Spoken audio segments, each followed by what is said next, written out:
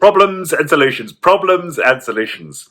That can be the way that we conceptualize ourselves moving through life. It's tackling one problem after the next. And that can be in the personal realm or in the business context.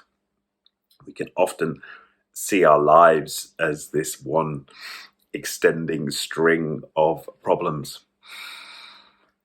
And it can be a very efficient style of thinking.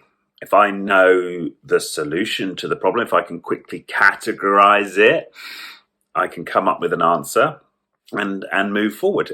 Equally, I may know somebody who knows the solution to this problem and get the answers I need and move forward.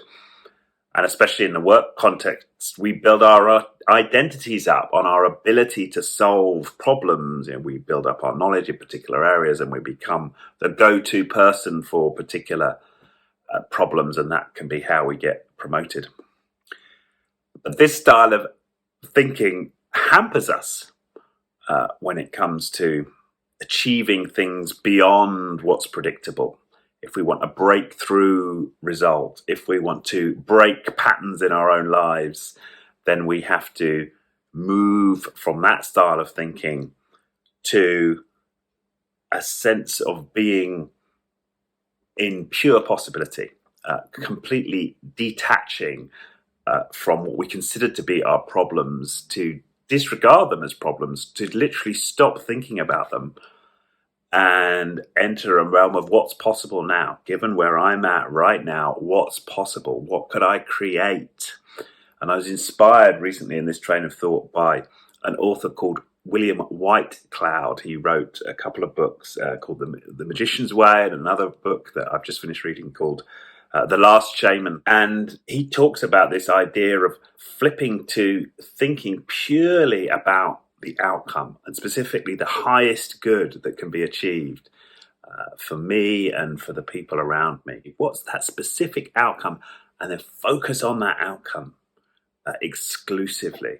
He's written in his book, The Last Shaman, he has this character called Damani, a shaman, who talks about the vibration of that problem-solution duality. So rich-poor is on the same vibration.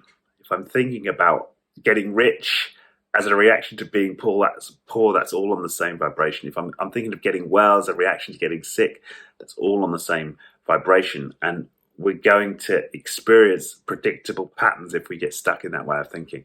Better to flip out of that and think about what would be my purpose? What would I love to do in life? What would be the greatest thing I could achieve in this set of circumstances? That style of thinking where we detach from the perceived problems in our lives and get purely creative, get out onto that creative plane. That's something we encourage a lot in the leadership programs that we do. It's a very important skill for leaders to be able to kind of step up from the dance floor, if you like, get out of the current patterns of thinking and just create from pure possibility. Hope that's useful. Hope that's inspired a few thoughts. I'll give a couple of the links to the books I referenced below. Cheers.